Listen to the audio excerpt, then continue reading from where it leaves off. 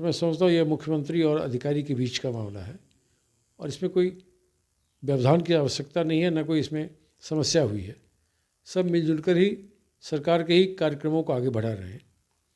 के पाठक अच्छे अधिकारी हैं, ये हम सभी मानते हैं और मैं समझता हूँ उन्हें जनप्रतिनिधियों की भी भावनाओं का ख्याल रखना चाहिए अपने निर्णयों में। नमस्कार, आप न्यूज फाउंडेशन देख रहे हैं, मैं हूं आपके साथ वंदना। नए साल की शुरुआत हो गई है, यानी 2024। बिहार में महागठबंधन की सरकार है। महागठबंधन की सरकार में क्या ऑल इज वेल है? इन दिनों काफी उथल पुथल भी देखा गया। हालांकि विपक्ष का कहना है कि जल्द ही महागठबंधन में टूट होने वाली है। ऐसा किस लिए कहा गया, क्या सच्चाई है? हमारे साथ बात करने के लिए हैं कांग्रेस के वरिष्ठ नेता सह बिहार विधान परिषद के सदस्य प्रेमचंद मिश्रा। सर, कैसे देख रहे हैं नए साल में, क्या आप लोग महागठबंधन की क्या रणनीति रहेगी? क्योंकि लोकसभा का चुनाव भी होना है, तो क्या क्या आप लोगों की तैयारी है? देखिए, तैयारी हमारी सही डायरेक्शन में चल रही है। आज भी दिल्ली में महत्वपूर्ण बैठक है कांग्रेस के वरिष्ठ नेताओं के साथ। प्रदेश कांग्रेस के अध्यक्ष उसमें गए हुए हैं। रणनीति बन रही है कि प्रचार का क्या तरीका होगा, किन मुद्दों को हम लोग अपना विशेष ध्यान देंगे और किसी बड़ा मुद्दा बनाएंगे लोकसभा चुनाव को लेकर।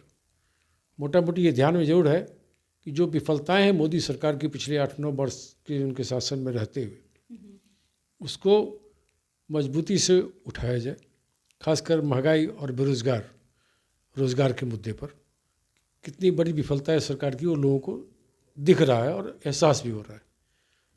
देश में जो व्यवस्थाएं की गई 8-9 सालों में, कहीं ना कहीं लग रहा था जैसे लोकतांत्रिक मूल्यों का हनन हो रहा है। संवैधानिक ढांचा को कमज़ोर करने की कोशिशें हो रही हैं। विपक्ष की आवाज़ को दबाने की लगातार कोशिश की गई।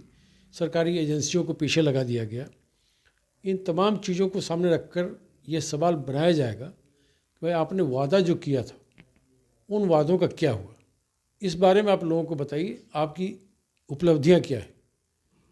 महंगाई इस लेवल पर है कि पेट्रोल, डीजल, रसोई गैस सभी बड़ी भारी कीमत पर उछाल ले चुकी है। आज तक कभी आज़ादी के बाद इस कीमत पर पेट्रोल, डीजल, रसोई गैस की कीमत नहीं गई थी। खाद्यान्न पदार्थों की कीमत बढ़ी हुई है।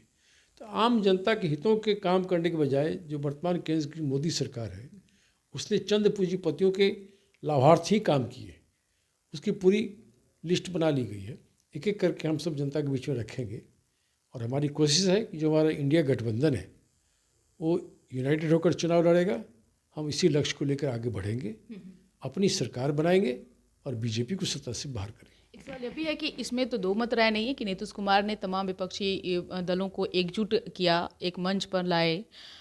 तो क्या आज की जो बैठक है, क्या इसमें वो तमाम चीज़ें क्लियर हो जाएगी कि नीतीश कुमार की क्या भूमिका होगी इंडिया गठबंधन में, कौन कितने सीटों पर चुनाव लड़ेंगे और उम्मीदवारों को लेकर के क्या कुछ? आज की बैठक में क्या एजेंडा है वो मुझे नहीं पता। आज की बैठक कांग्रेस की इंटरनल मीटिंग है। हम उन स्थानों का चिन्हित करने पर विचार विमर्श कर रहेंगे कि बिहार में किन किन स्थानों पर हमें चुनाव लड़ना चाहिए, हमारे पास कहाँ लड़ने लायक सक्षम उम्मीदवार हैं जिनकी जीत की संभावना होगी, और भी अन्य मुद्दे जो कांग्रेस के हाथ में होगी। कांग्रेस उस कैंपेन में अपना क्या हिस्सेदारी निभाएगी, हमारा कौन सा तरीका होगा, हम गठबंधन के लिए किस स्तर पर उतर कर कितना कंट्रीब्यूट कर पाएंगे। इन तमाम पहलुओं पर कांग्रेस के शीर्ष नेताओं के साथ आज बैठक होनी है। जहाँ तक रही इंडिया गठबंधन की बात, तो जब गठबंधन की फिर निकट भविष्य में बैठक होगी उसमें ये सब बातें आएंगी कि हमारा फोकस किन मुद्दों पर होगा, हम किस तरह से सीटों का आपस में बंटवारा करेंगे। लेकिन मोटा मोटी ये तय है, कांग्रेस का ये मानना है कि जहाँ जिस दल की जितनी प्रभाव क्षेत्र है वहाँ उसको प्रमुखता मिलनी चाहिए। हमारे जो भी सहयोगी दल हैं, चाहे वो रीजनल पार्टी हो, नेशनल पार्टी हो, जो भी हमारे सहयोगी दल हैं, हमें उनके हितों का भी ध्यान रखना है और अपने हितों को भी साथ रखना है। एक बेहतर विकल्प जनता के समक्ष इंडिया गठबंधन देगा और हम अच्छी सरकार देने का वादा ही नहीं करेंगे बल्कि उसे कैसे अमली जमा पहनाया जाए, इसका एजेंडा लेके जनता के बीच में जाएंगे। एक सवाल ये भी है कि बिहार में प्रधानमंत्री नरेंद्र मोदी, गृह मंत्री अमित शाह, और भी अन्य राष्ट्रीय स्तर के नेता जो हैं बिहार आने की संभावनाएं जो है वह है। बीजेपी उसको लेकर तैयारी भी करने लगी है। क्या देखते हैं, लगता है कि समीकरण बदल सकता है, या फिर क्योंकि कांग्रेस भी बहुत बड़ी पार्टी है तो कांग्रेस का भी कुछ ऐसा रहेगा क्या? देखिए, स्वाभाविक ही चुनाव है तो हर दल के बड़े नेता प्रचार में आएंगे, अपनी बात कहेंगे। हमारी पार्टी की जो शीर्ष नेतृत्व है उन सबका फोकस बिहार पर होगा। ऑलरेडी एक कार्यक्रम राहुल जी का न्याय यात्रा है जो घोषित हो ही चुका है।